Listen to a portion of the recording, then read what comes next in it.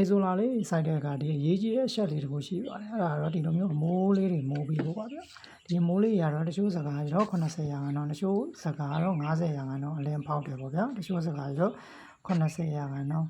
အရေးရတယ်ပေါ့တချို့စကား90ရာခိုင်နှုန်းအရေးရတယ်ဘယ်ဟာသုံးအဆင်ပြေပါတယ်ဒီကောင်ရောကျွန်တော်90ရာခိုင်နှုန်းပေါ့အဲ့လိုပွားနေမိုးထားတော့မှဒီနေအောင်ကြီးကအေဆိုလာကိုဓာတ်ရိုက်မထိုးဘူးဗျာပြီးတော့ဒီမှာတစ်ပင်ရိတ်ကလည်းတော်အသင်းတော့ရှိနေပါတယ်ဒါပေမဲ့နေထားရိုက်ထိုးမှကိုကာကွယ်ဖို့နဲ့ဒီရင်ငွေ့ပြန်မှုကိုအတော်အသင့်ထိမ့်သိမ်းထားနိုင်ဖို့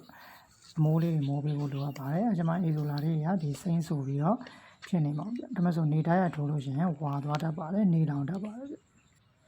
ဒီဘက်ကကန်တော့အခုမှမျိုးစားထည့်ကြတာပါဗျမျိုးပြန်ထည့်ကြတာပါအရှင်ဟိုဟာတွေကကျွန်တော်တောင်းလိုက်ပါတယ်ဗျဒီလိုမျိုးလေးတွေဒီမိုးပြီးတော့ပိုကောင်းပါတယ်ဗျဒါကြောင့်ပိုက်ခုံလေးတွေကိုကွေးပြီးတော့ဒီအမိုးခုံလေးတွေလောက်ထားပါဗျကျေးဇူးတင်ပါတယ်